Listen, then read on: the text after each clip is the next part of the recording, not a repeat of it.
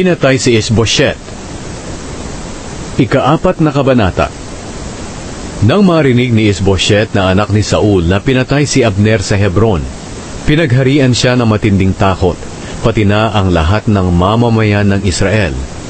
May 2 tauhan si Isboset na namumuno sa pagsalakay sa mga lungsod ng mga kalaban, sina Baana at Rekab. Mga anak sila ni Rimon na taga Beerot, mula sa lahi ni Benjamin. Ang Beerot ay sakop ngayon ng Benjamin, dahil tumakas ang mga unang naninirahan dito papuntang Gitaim. Hanggang ngayon, naninirahan pa rin sila roon bilang mga dayuhan. Ang isa pang anak ni Saul na si Jonathan ay may anak na nalumpo, si Mephiboset. 5 taong gulang ito nang dumating ang balitang napatay sina Saul at Jonathan sa labanan sa Jezreel. Nang marinig ng tagapag-alaga ni Mephiboset ang balita, binuhat niya ito at tumakas. Pero dahil sa pagmamadali, nabitawan niya ang bata at nalumpo. Isang araw, nagpunta sa bahay ni Isboset sina Rekab at Baana na mga anak ni Rimon na taga Beerot. Tanghaling tapat nang dumating sila habang nagpapahinga si Isboset.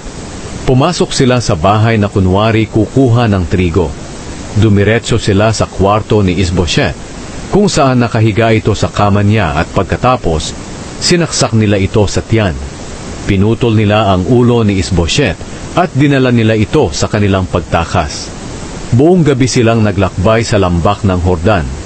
Pagdating nila sa Hebron, dinala nila kay David ang ulo ni Isboset at sinabi, "Narito po ang ulo ni Isboset, ang anak ni Saul na kalaban nyo, na nagtangka sa inyong buhay. Sa araw na ito, ipinaghiganti kayo ng Panginoon laban kay Saul at sa angkan niya." Sumagot si David, "Sasabihin ko sa inyo ang totoo sa presensya ng Panginoon na buhay, na nagligtas sa akin sa lahat ng kapahamakan.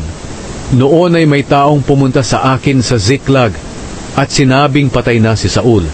Akala niya'y magandang balita ang dala niya sa akin. Sa halip, ipinadakip ko siya at ipinapatay. Iyon ang gantimpalang ibinigay ko sa balitang inihatid niya sa akin.